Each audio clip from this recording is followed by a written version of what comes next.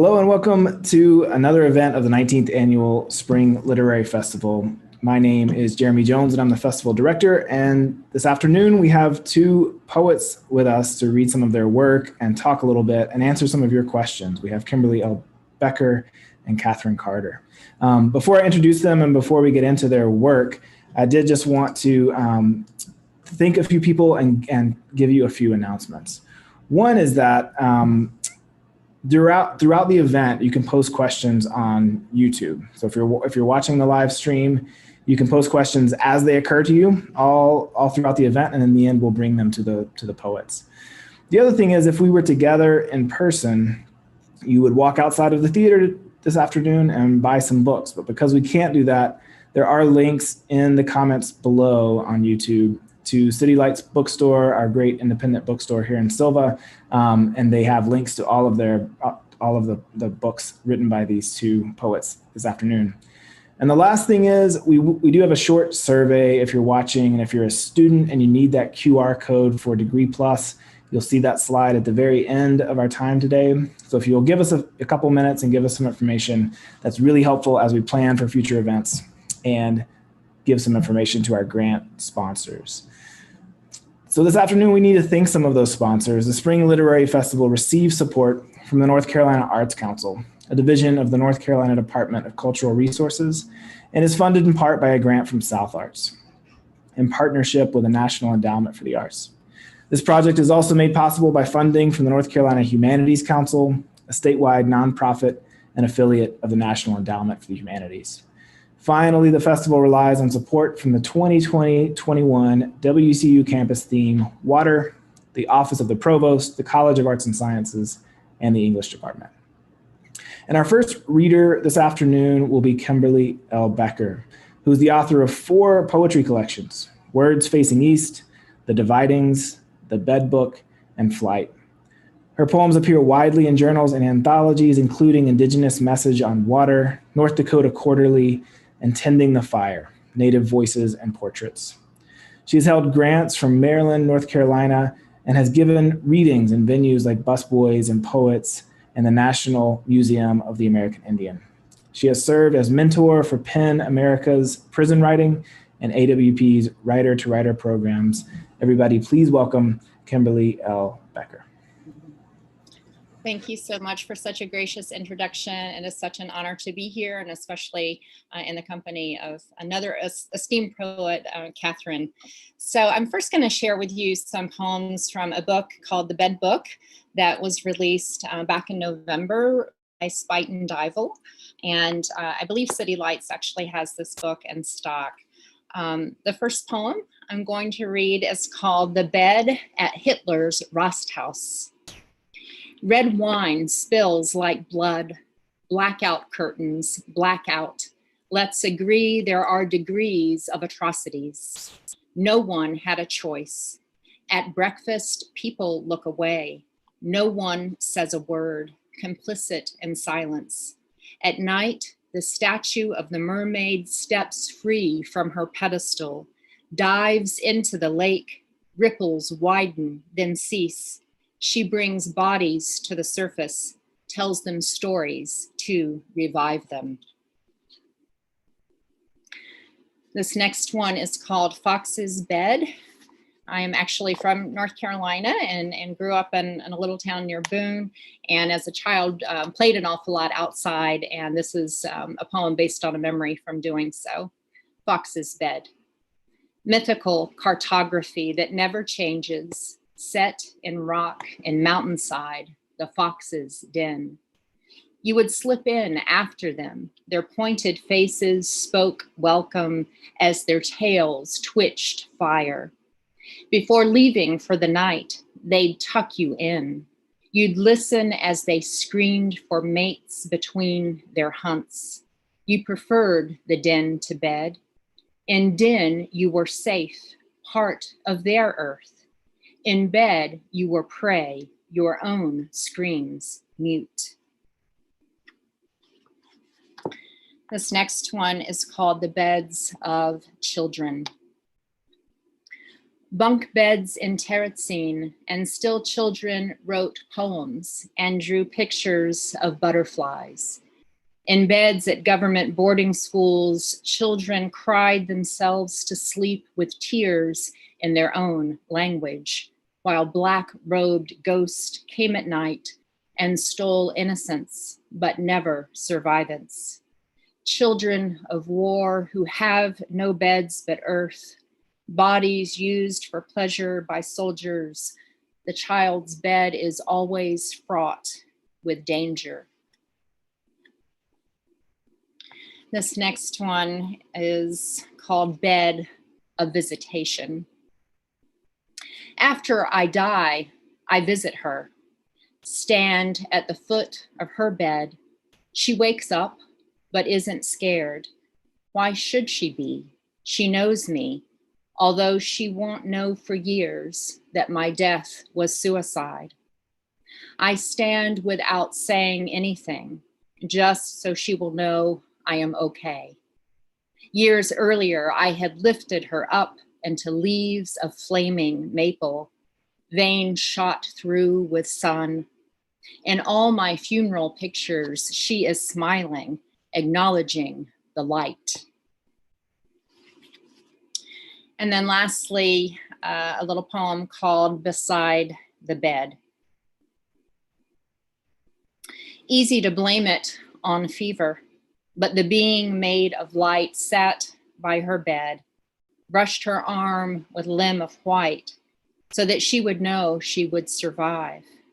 Easy to blame it on imagination, easy to dismiss vision born of desperation. But maybe you know what that's like. Maybe you've been in that bed. Next, I'll share a few poems from my most recently released book called Flight from Mad Hat. And this poem takes its shape from a Cherokee ceremony for the dead with opposing yet balancing movements of remembrance and release. This first poem is called Target Practice. After shooting targets, you finger the delicate pattern made by impact, raised like braille on the back of cardboard. We only share outlines of ourselves. Hope is a devastating thing, the daring to imagine you are worthy of another ending. Easier to don disguise, remembering how the blind can read faces with their hands and confer blessings on the tricksters. This next one is called Ouroboros. I say, let's go to Nepal and see the crystal monastery. You say, the pond here is fine and has 2 chairs beside it. Next day, earthquake and ruin. I cannot bear the tenderness of touch. We call the clouds to us. They roll in like stealth bombers. We are pleased at our enchantments. It was only a small murder. We did it together. We tried to bury guilt with the body, crucifix of sticks and plaited grass. The field is soon grown over. When I woke up, it was yesterday. Owl swiveled its head to survey past and future. I slipped sideways into your dream. I find your lighter in my bed. I wear your shirt that holds the scent of you. Phones glow like icons in our hands. Your text says, everything is sacred. I read it as everything is scared, and both seem true. This next poem is called Sacrifice. Naked, you begin to grass dance on the carpet, shoulder blades rising in rhythm. Later, you roll beads to conjure on me. When you shot the bear between its eyes, it took its human form, and it was you. You butchered your own body, ate it, hung your neck with splay of claws. And then this last poem I'll share is really the core of the book, and it's called Ceremony in Lieu of a Funeral in Memory of My Father. Lies to soothe the dying. I forgive you. It doesn't matter. I love you too. You keep picking through the alphabet for words to say goodbye, for words to bless the ICU and oxygen tube. The way his mouth opened like a bird when you moistened it with swabs, the softness of hands you'd never held except as a child. Prayers ascend with smoke, circling this way you remember, circling that way you release. Water's current carries what you can't. Thank you so much. Thank you. It was really great. So our next reader this afternoon is Catherine Carter. And Catherine Carter's collections of poetry from LSU Press include The Memory of Gills, The Swamp Monster at Home, The Larvae of the Nearest Stars. Her poetry has won the North Carolina Literary Review's James Applewhite Prize, the North Carolina Literary and Historical Society's Roanoke-Chowan Award, Jacar Press's Chapbook Contest, and Caldwell County Art Council's Western North Carolina Regional Poetry Contest. It's appeared in Best American Poetry 2009, Orion, Poetry, Ecotone, and others. She's also a great colleague, one of those colleagues you want who is thoughtful and generous and humble, and a professor here in the English department at Western Carolina University. So please welcome Catherine Carter.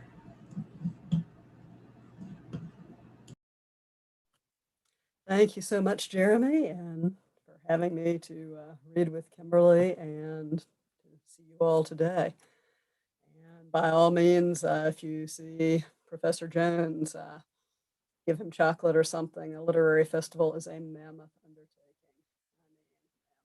especially virtually. The poem I'll begin with is a newer poem. It appeared in WNC magazine this past fall.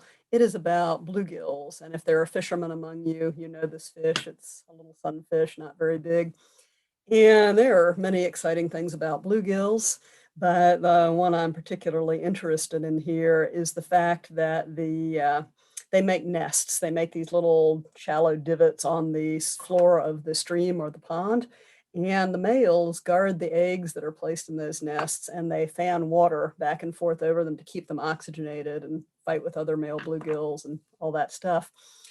And when they do this, they are changing, however slightly, the nature of the place where they live. And that is where this poem begins. It's called Bluegills Take Part in the Creation of the World.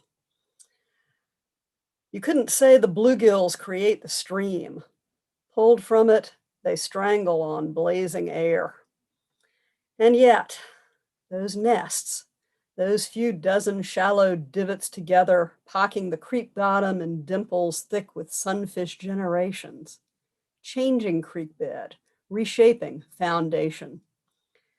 That steady fan flow of air-bearing water over eggs lodged among the pebbles, ever so slightly changing the braiding and unbraiding of the stream.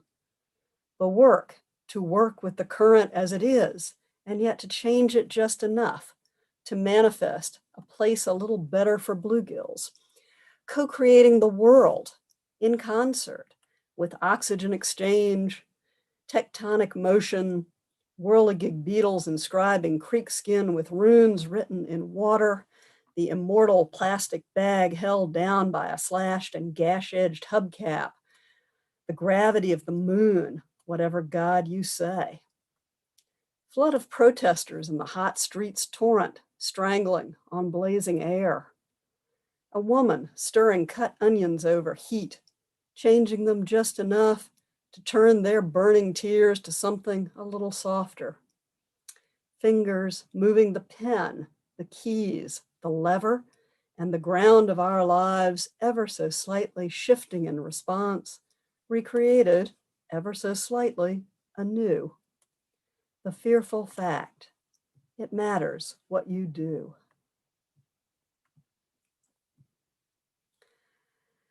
The next one comes from my most recent book, Larvae of the Nearest Stars. And it is called Late to the Party.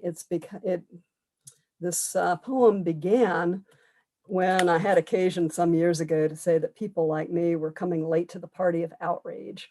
And after you say a thing like that, you kind of have to think about it. What's it like at the party of outrage? What kind of snacks do they serve? When do you know? How do you know when it's time to go home? Is it ever time to go home? And in order to visit the party of outrage, I had to create a version of myself, which I hope is slightly worse than the actual one. And I also assigned myself a couple of imaginary friends called Madison and Tiffany. Late to the party. It's not much of a party, though some of the people are beautiful. Their songs throbbing deeper than rivers, their door grates scrolled with an iron tree of life.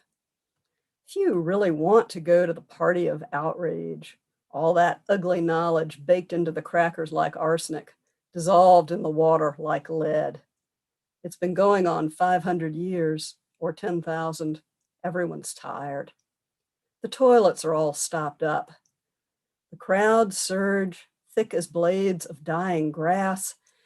A fire of chairs reeks and smokes on the bathroom floor, where a man in fatigues clutches himself in his arms, choking back whimpers.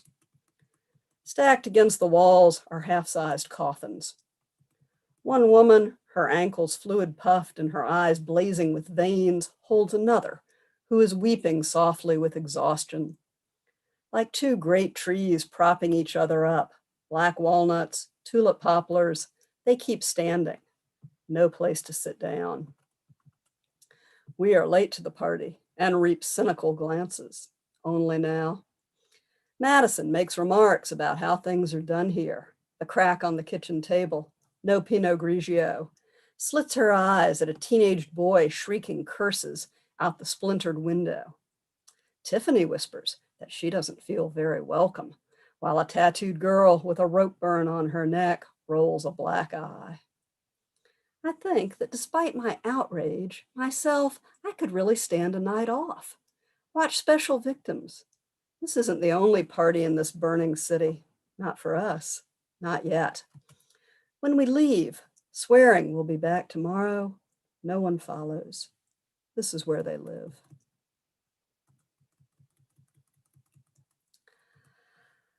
This is called When You Tell Me I'm Being Racist, and it is predicated on the fact that when people tell us that, it's really kind of a gift.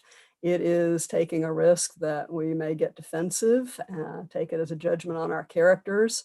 We may even try to harm the people who tell us that, forgetting that this is a chance to learn from our mistakes and do better. And I have a friend up north who is especially generous with such gifts, and I was thinking of her when I wrote it. The poem also has an epigraph from the book of Romans, chapter 12, which may help to make its metaphors make more sense. And that goes like this. Therefore, if thine enemy hunger, feed him. If he thirst, give him drink. For in so doing, thou shalt heap coals of fire on his head. When you tell me I'm being racist, it's a strange gift, dangerous, eerie too. As you pry at your chest, scoop aside hard white ribs, dark blood, and offer what you wrench free. A hot cinder, split, riven, glazed gloss black, though at the draft's touch, a flash flushes through it, glows clear vermilion, then sinks back to its wary smolder. Burn you've borne forever, but which I'm afraid to take in my bare hand, ashamed not to. Fire which can wake cold votives into yellow stars in a house without power, kindle a stove into warmth to cook coffee or chili or cornbread, flare into flame to light a whole world, light by which I must see you anew, and this world, also myself, knowing it's going to hurt. You can't trust me to see the gift's grace, receive, let alone embrace the burning wafer. Yet you still stand chest cleft folding slowly together as we wait to see whether I will, as you go on holding out your lifted palm, coal pulsing redder, your palm, as you go on holding out your lifted palm, coal pulsing redder, your skin beginning to smoke.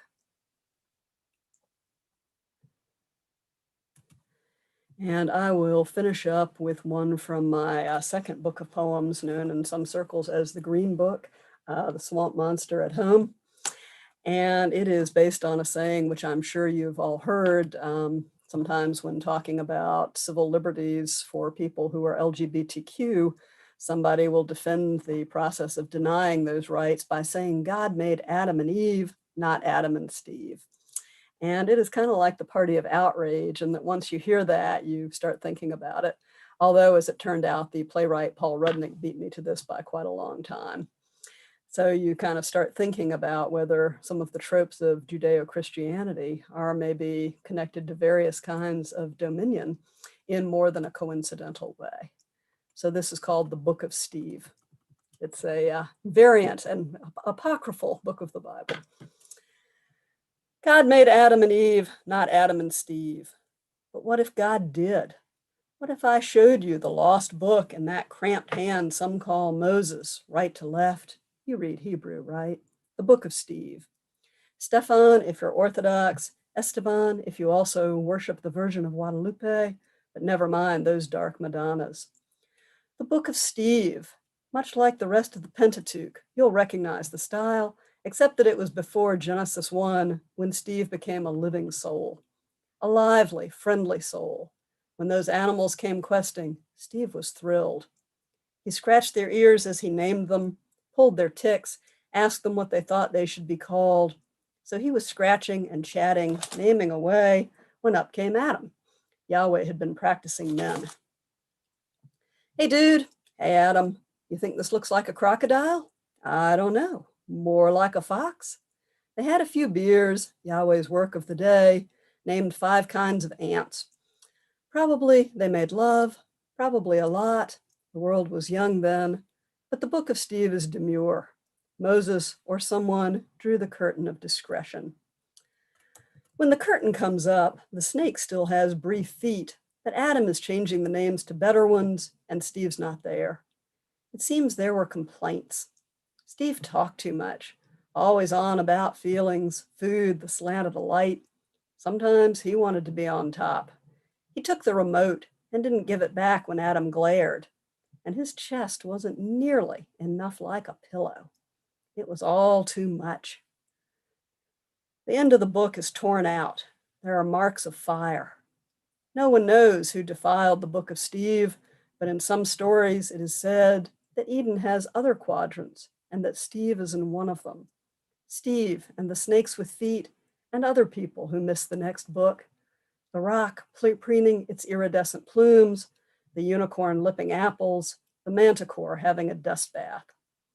They say that somewhere among the leaves of Western Eden was found a helpmate for Steve, who was not fruitful, who did not multiply, who had no dominion over the earth. And I thank you so much, and I do apologize for going a couple of minutes over. When I practiced, I was within time, but sometimes it does not work out that way. Thank you. Thanks to both of you.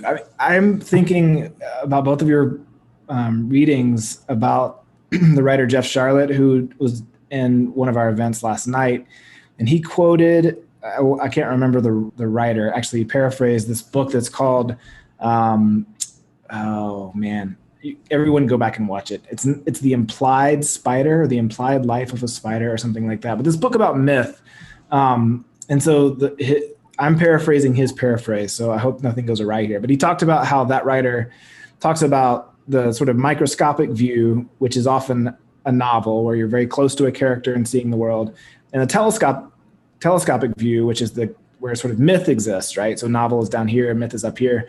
And he was talking about, for him, writing that he sets out to do tries to like fly back and forth between those two perspectives, right? That he's interested in those two things. And so that's what was circling in my head as I was hearing both of your work, because we'll sort of zoom in to this tiny thing, and then suddenly we're in the realm of myth.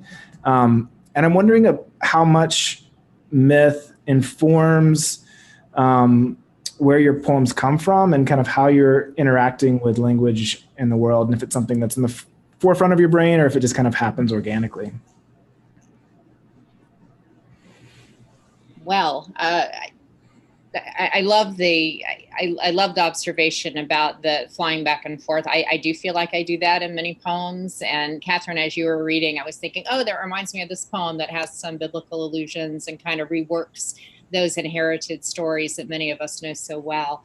The last long poem of my book, Flight, is actually from the perspective of a tick and fire and water. And so I inhabit these different voices, and sometimes you really kind of feel like you've got split personalities, but it's really interesting to incorporate and revisit it. In my case, try to incorporate some traditional Cherokee myths as well as the Judeo-Christian stories. So, but Catherine, I appreciated your brilliant revisioning of the story there.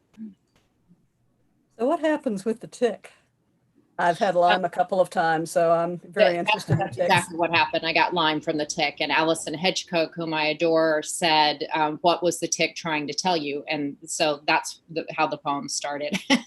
So, and I envision it as that vector, of course, with disease. And I wrote this well before the pandemic, but it seems all the more significant to me now and revisiting it, that we are so interdependent and interconnected. And in the Hebrew, the better translation of have dominion over is actually to serve and preserve. And so the poem works with balance and looking at that as well. Yes, and that line about dominion has always bothered me. Right. Well, I'm wondering too about not only in terms of content but form, right? So thinking about like these stories that are already told and how you're using those formally and how they're sort of shaping your poems. How much did the two of you use either something like myth or something like ceremony as a kind of imprint, or poetic forms that already exist? Like how often are you writing in a formal way like that?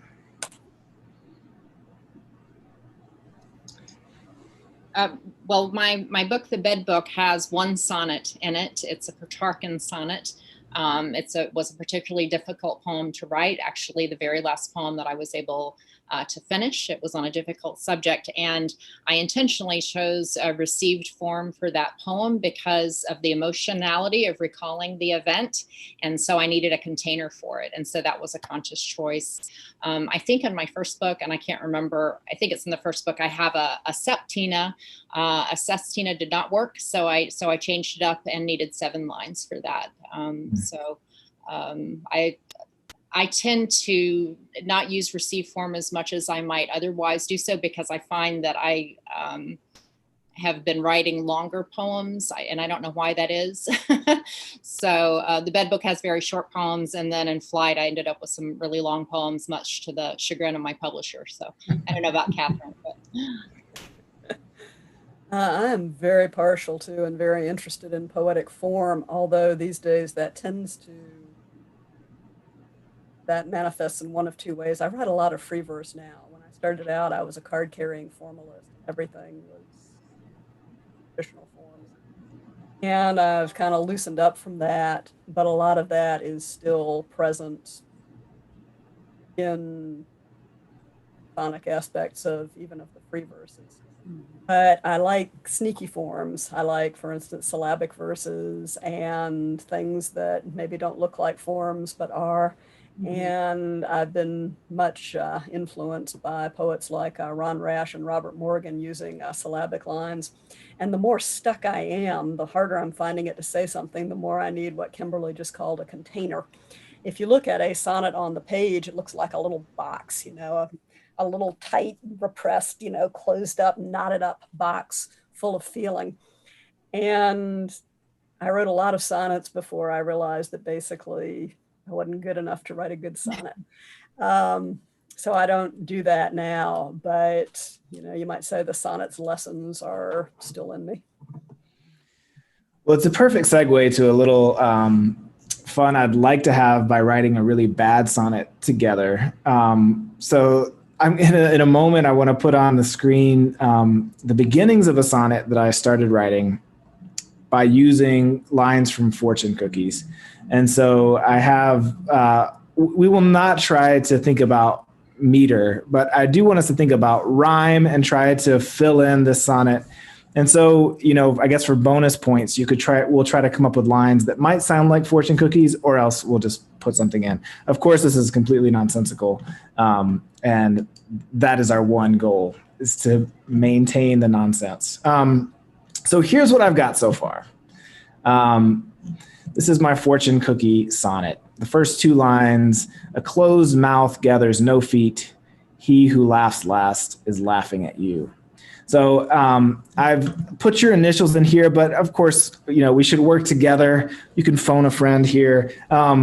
So Catherine, we'll make this, it's an Elizabethan sonnet, right? Is it Shakespearean sonnet, the AB form? We'll follow that rhyme pattern. What do you think? My line for that first one will be, the tears of my students are very sweet. The tears of, you cut out after that. The tears of my students are very sweet. It's not true, but sometimes I tell them it is. I love it. All right, Kimberly. This is the part where I fail. Okay, you left that. Pretty much do.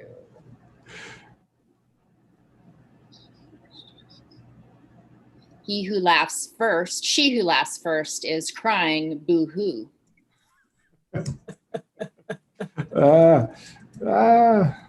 Is crying boo-hoo. Oh, I like the way you spelled the who, though. That was like, should we be playful? Yeah, let's just do it. I like that. Yeah. I'm even going to do this. Okay, next. There is no mistake so great as that of being always right. He who throws dirt is losing ground. Never bring a gun to a knife fight.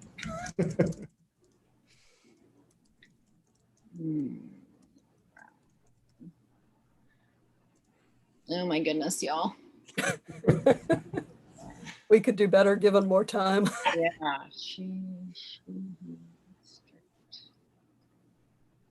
This is truly terrible. She who eats dirt is getting round. No, just round, not around. Oh, is getting ground? Around sounds a little bit more salacious. So I know. I thought that's where you were going. Okay. Getting around. Jerry, if you prefer the around, we can go with that.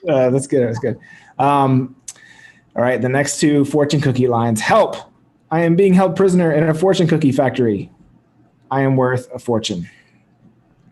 Factory is a hard one to rhyme. I've given you a tough task here.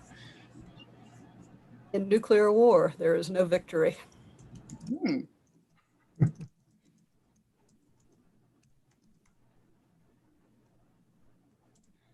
Half rhyme. Yeah, that's perfect.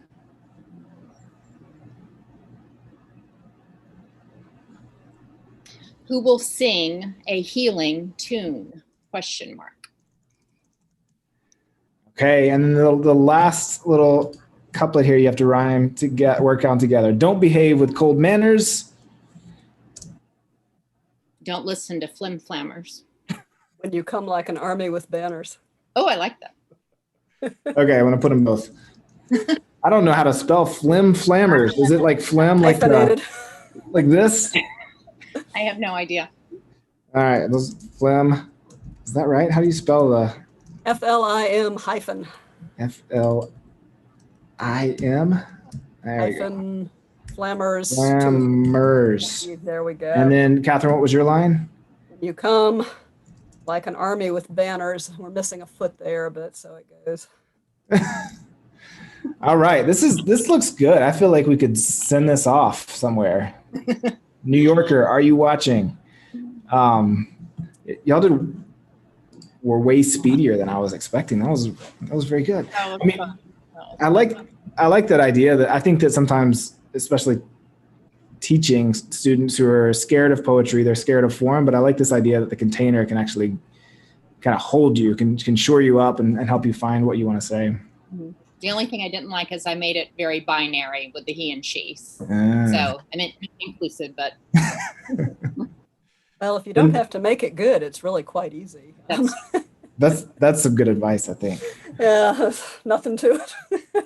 So in just a moment, I want to bring in one of our undergraduate students, Cassidy Barbie, who's an English education major and a professional writing concentration, and also the intern for the festival. So she's been working very hard to pull all of this off this week and last week, and she has some questions for you. So I'm going to bring her in.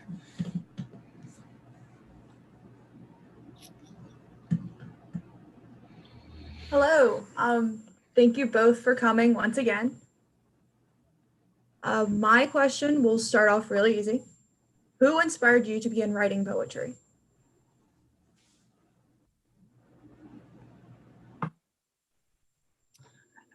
My fourth grade teacher, Mrs. Becker, gave me a little notebook and said it would be the starting point for the great American novel, which it was not, but she encouraged my vocation very early, and I'm very grateful to her.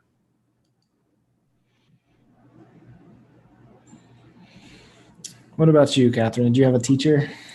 I had parents. I also had some good teachers later on, but my parents were and are pretty kick-ass. They read to us from the moment they brought us home from the hospital. And there was the kind of family where people would get into arguments about word etymology at the dinner table, and somebody would have to go fetch the dictionary. And, quotes were flung around promiscuously. And my mother was an English teacher, go figure. So I feel sure that was the impetus. I started writing very, very early. Okay. Although I was a little slow to read, actually, maybe because they read to me. So as somebody who's interested in furthering their education in English through graduate school, I found it difficult to pick an area of study. So how did you decide that poetry was the right genre for you?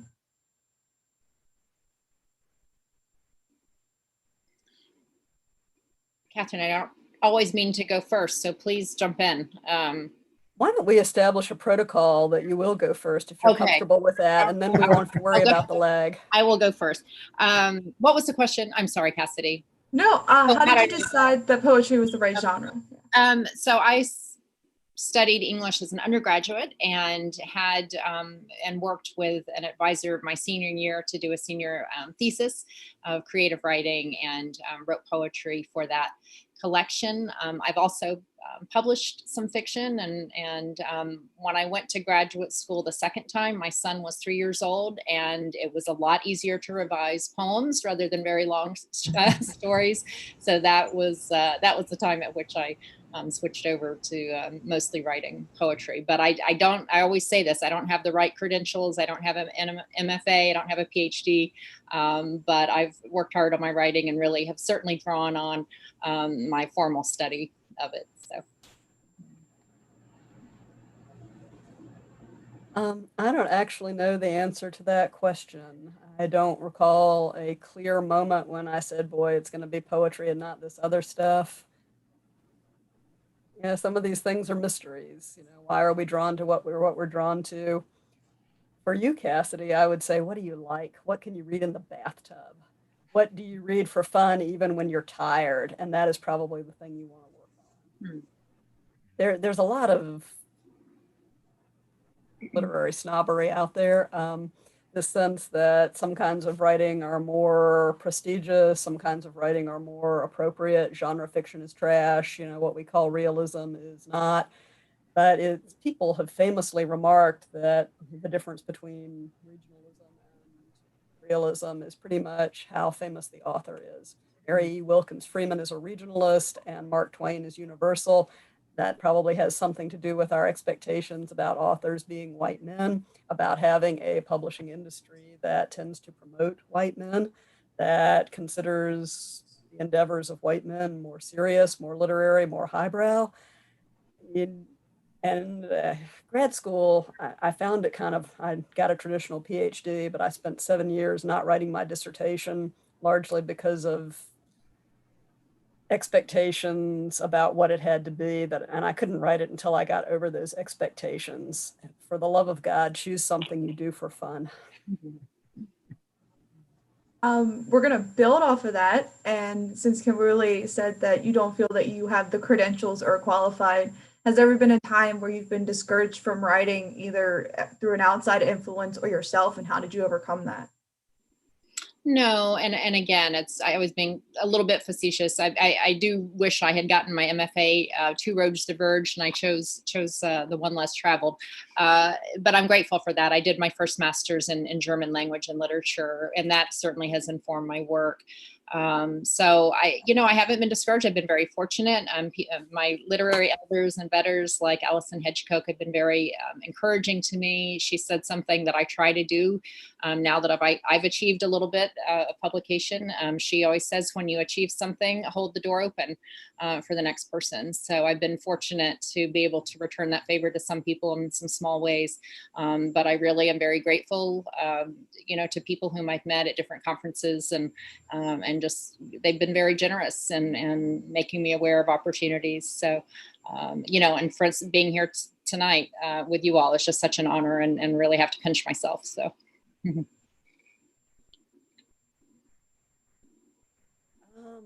I wouldn't say I've been discouraged from writing, but there are times when I've really tried to downplay the creative writing side when I felt like the only sort of thing people valued in what I did was in other areas. Mm. There's the sense that poets are a dime a dozen and most of us are awful, and that we're not very scholarly sometimes. And there have certainly been situations when I have lain low, about the creative. Mm-hmm. So how much of your own writing has been influenced by the culture of your area, either you grew up in or are currently living in? Well, I think it was, and you all are English professors, you can correct me if I'm wrong, but I believe it was Flannery O'Connor who talked about the Christ-haunted South. So, being a Southerner, I can't, and of Cherokee heritage, I can't help but be influenced by the landscape, the mountains that I love. And I have many poems that reference that. Fox's Bed was one that I shared this evening. So, I think it was Simon Ortiz, and I'm going to misquote it, but something about geography plus place equals spiritual being or spiritual essence, something to that effect. And I've mangled that hopelessly, but there is no disconnect between the land and spirituality. In my perspective. So I'm very much fed by that. I would agree with that, yeah, they talk about genius loci, the spirits of place, and actually I'm not to sound like a complete animist, but I'm kind of a believer. I'm not sure that stones don't have spirits, and certain living things do. My home landscape is the Tidewater flatland, the eastern shore of Maryland. So you probably know that in Appalachia, if your family has not been here for at least 3 generations, you are not from around here. And I will never be from around here, but people have been very nice about making me welcome anyway. Mm-hmm. The former landscape has probably shown up more. So this one's a little bit just more about craft. What was the hardest poem you've had to write, and why was it difficult? It feels like a lot of poems I write are difficult. Some are just kind of, blessings that just kind of spring autochthonously. Probably the hardest one I've written recently is the one I alluded to previously. That is a sonnet in my book, The Bed Book. It was very difficult. It references a period of abuse, and the container of the sonnet. It was just really hard to parse through that. But again, the received form gave me the discipline and the distance and the objectivity I needed to let the poem be what it needed to be. So in a way, I kind of had to get out of the way, and I used that receive form as the way to get there. So, but it went through several versions, and kept passing it past my publisher, and she was very wonderful to help me with that. So. Yeah, there are poems that have not succeeded, so you might say they're the hard ones. They're still sitting in the slush pile, and they may never be finished. If you mean poems that have seen the light of day, there are kind of 3 poems at the middle of Swamp Monster about the had a series of miscarriages, and there are 3 poems about that in that book, and they were not especially easy. And then so I'm going to ask specific questions to each of you, if you don't mind that. Kimberly, in a past interview, you said that poetry is healing. Was there an experience attached to that notion? And when did you realize the influence of language, both English and Cherokee, that held in writing? Gosh, be careful what you say in interviews. I have no recollection of saying that, but I do believe it. Writing is something I've always done from childhood. I think it was, a lot of therapy later. I think I've learned that writing was my way of dealing with some circumstances, a way to kind of fashion some control over it, and to have the last word, if you will. But for me, the process is very healing, whether or not, as Catherine says, it sees the light of day. I do journal daily, most of which ends up in the slush pile, not even in the leftover document that we talked about. But just the process of being a witness to my own experience, and then trying to be like, I think Henry James said, be someone on whom nothing is lost. I think we're also at a time in our nation, and have been there for a long time, in which we need poets more than ever to be truth tellers and witnesses. And I really do commend the work of Split This Rock, that is Poets for Social Justice. And then Catherine, you've also mentioned in a past interview, nature is central in your work and one of your quote unquote things. How did you come to find this theme that fits in your writing? And was it something that occurred, or just something you discovered and found? I think I mentioned that my mother is an English teacher. She's also a master gardener, and my father is a biologist. So I think it's probably apocryphal, the family story that says our first sentences were, don't build on the floodplain. But here we are with Apocrypha again. And that was there at the beginning. And I really, if you'll excuse my ranting briefly, I have kind of a hate against nature used as in opposition to humankind, as if it's something outside of us, as if it's something, a theme, as if it's kind of there to have dominion over. How shall I put this? There is nothing we have and nothing we are that does not come from this earth. There is nothing that is not part of that. There is nothing separate from it. I mean, this is literal fact. This is not some kind of metaphysical, poetic bullshit, right? This is the literal truth. And there is no escaping from that. I guess there's ignoring it, but it is the central thing. It is the ground of our being in the most literal, pragmatic, boring, tedious way. And I don't know how not to talk about that. Right, this is a much more lighthearted question, but I know a lot of authors tend to have a drink of choice when writing. So tea or coffee? Coffee. Varies with the day. I have a teapot and a tea kettle in the office, when I'm feeling kind of tea-like, but our pandemic splurge was an espresso maker, and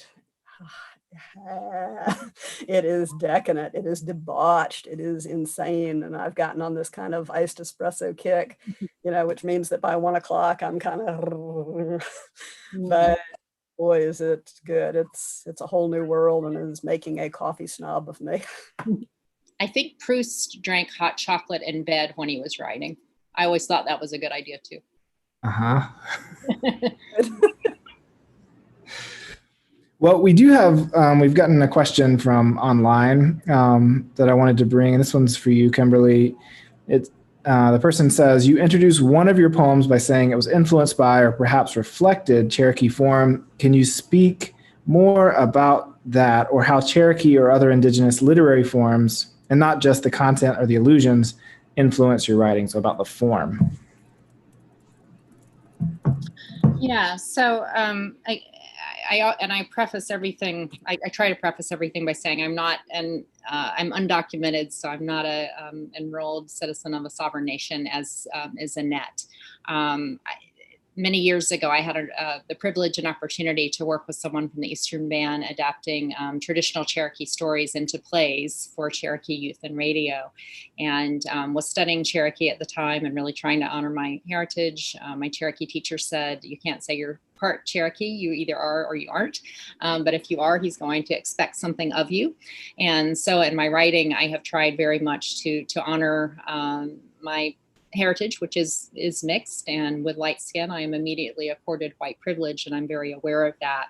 I think the strongest example of that in my recent work would be that last long poem in Flight that is called Questing, and it is about the tick, and it imagines the Cherokee traditional character of Little Deer, or Awiyusti, who appeared to warn hunters that they needed to keep that balance, and if there were not prayers before hunting an animal, then the hunter would be afflicted with certain illness. And so that poem kind of reimagines that myth with the tick as the vector to kind of bring some of that justice. So I do take a lot of liberty with some of those stories, and I think that's what we were discussing earlier, that whatever cultural stories that we've inherited, I think as poets, we're almost moved to rework those to our uses, while at the same time I try very much to honor the integrity of the original stories.